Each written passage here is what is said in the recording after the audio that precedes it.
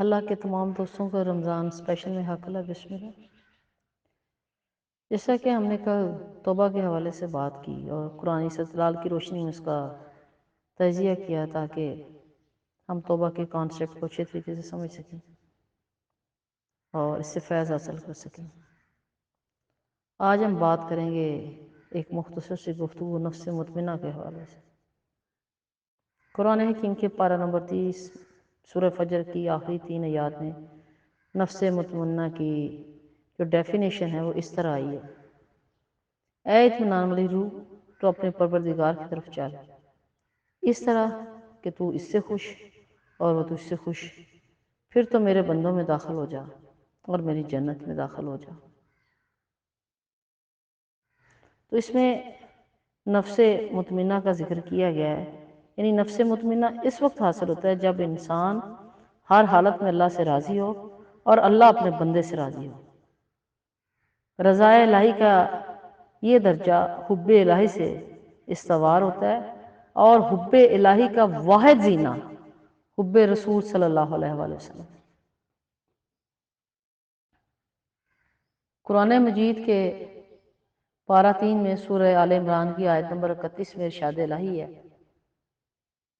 آپ فرما دیجئے کہ اگر تم خدا تعالیٰ سے محبت رکھتے ہو تو تم لوگ میرا اتباع کرو، خدا تعالیٰ تم سے محبت کرنے لیں گے اور تمہارے سب گناہوں کو معاف کر دیں گے، اور اللہ تعالیٰ بڑے غفور رحیم ہے۔ اللہ تعالیٰ کے ساتھ محبت کرنا اور اللہ تعالیٰ کی محبت حاصل کرنا نبی کریم صلی اللہ علیہ وسلم کی اتباع، ان کی اطاعت، ان کی فرمانبرداری اور محبت کے بغیر ممکن نہیں۔ اگر عشق رسول نہیں تو کچھ بھی نہیں، کیونکہ آپ صلی اللہ علیہ وسلم بشر کامل ہے، انسان کامل ہے۔ اس بشر کامل کے ساتھ، انسان کامل کے ساتھ محبت کرنا عارفانہ طور پر نہیں بلکہ والہانہ حد تک محبت کرنا ہر جو مومن مومنہ ہے اس کے لیے ایک قدرتی اور فطرتی جو امر ہونا چاہیے، کیونکہ پارہ 29 میں سورہ قلم کی آیت نمبر 4 میں حضور صلی اللہ علیہ وسلم کے اخلاق عظیم پر اللہ تعالیٰ کی یہ سند موجود ہے۔ مالک نے کیا لکھا ہے آیت نمبر 4 میں سورہ قلم کی: اور بے شک آپ صلی اللہ علیہ وسلم اخلاق کے اعلیٰ پیمانے پر ہیں۔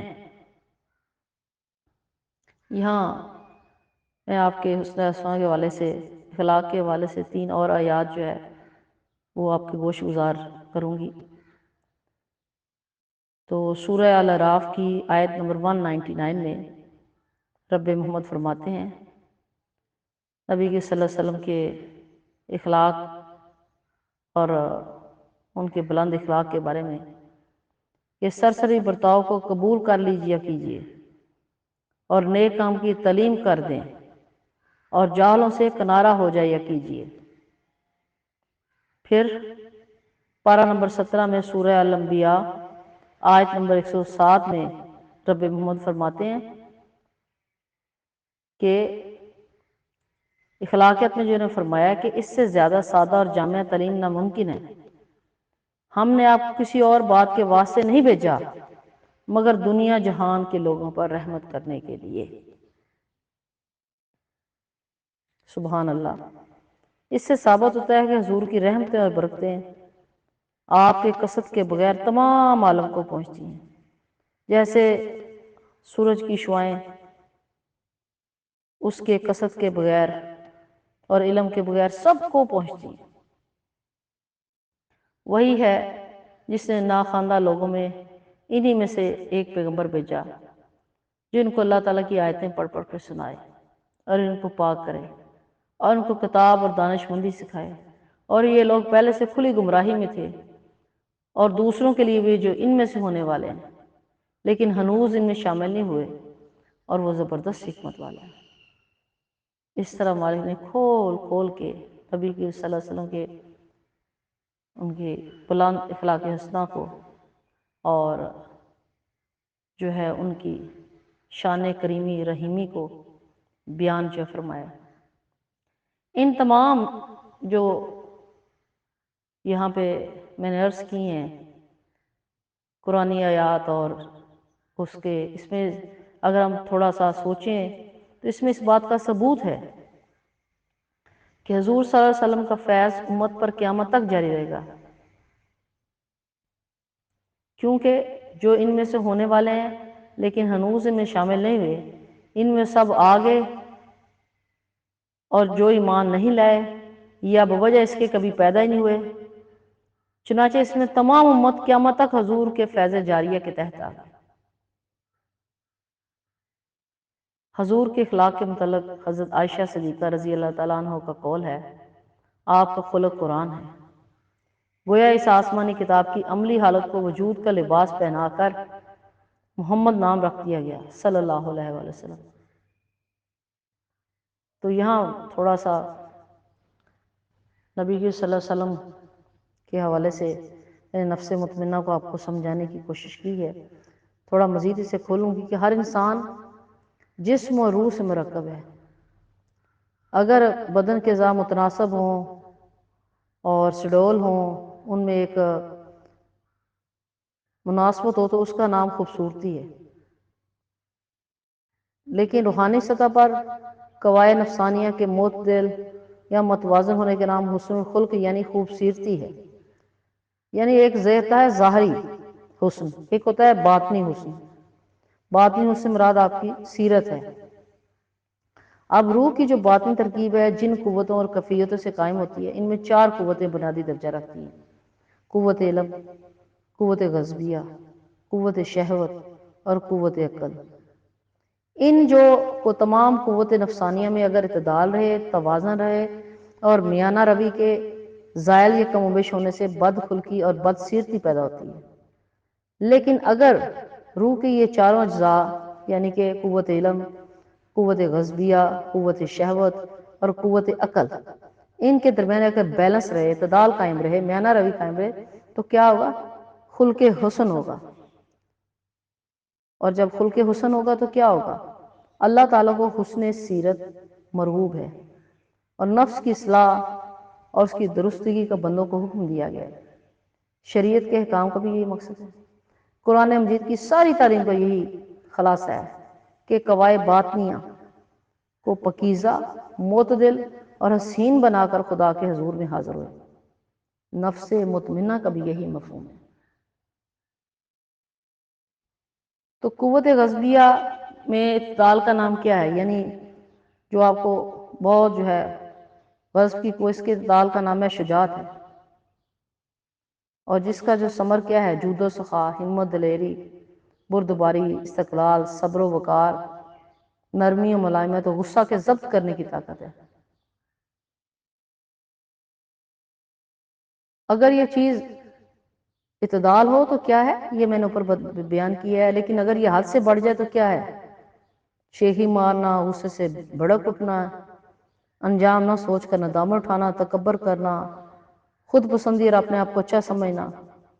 اور جب حد اعتدال سے یہ گھٹتی ہے تو اس کا نام جبن ہے، جس کی بدولت بغیرتی و کاہلی، چھچورا پن، کم ہمتی، بزدلی اور ذلت اور رسوائی اس کو گوارا کرنا لاحق ہو جاتا ہے۔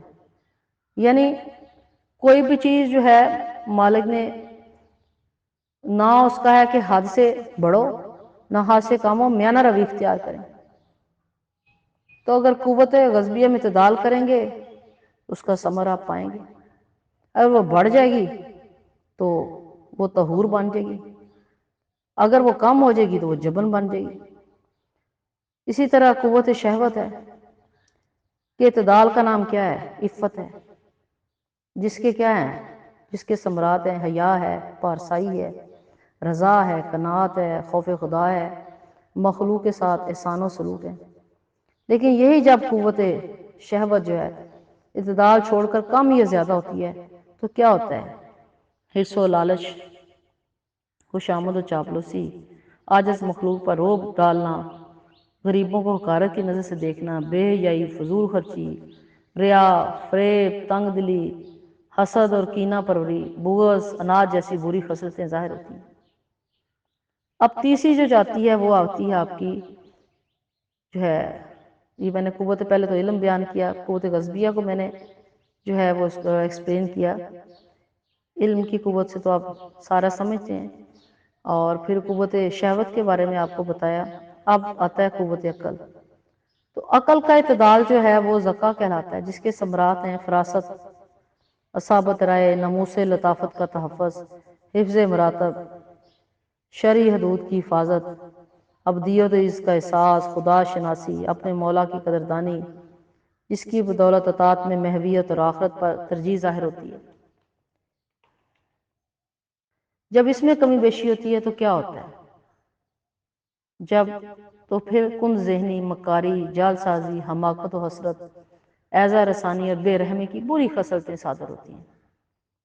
تو جسمانی خوبصورتی کی طرح حسن خلق خوبصورتی کے بھی بے شمار مراتب اور رنگ ہیں۔ خلائق عالم کے نزدیک سرور کائنات صلی اللہ علیہ وسلم احسن الخلق خلقاً سمجھ گئے ہیں۔ تو قرآن حکیم میں اللہ تعالیٰ کی جانب سے آپ کو انکا لعلی خلق عظیم، اور بے شک آپ اخلاق کے اعلیٰ پیمانے پر ہیں کا پروانہ عطا ہوا ہے۔ تو جس شخص کے باطنی جو قوا ہے، ان کی روحانی ترکیب کو اعتدال حسن میں نبی کریم صلی اللہ علیہ وسلم کے ساتھ، جو کہ رہبر عالم ہے، جس قدر زیادہ مناسبت، مشابہت اور موافقت ہوگی، اسی تناسب سے قرب الہی، حب الہی اور محبوبیت کا درجہ عطا ہوگا۔ اور اسی طرح اس کے برعکس عشق رسول کی اس کسوٹی کو اچھی طرح سمجھ لینا چاہیے۔ یہی اصل طریقت ہے، اسی کا حاصل ہو جانا سچی جو ہے وہ مانوی کرامت ہے۔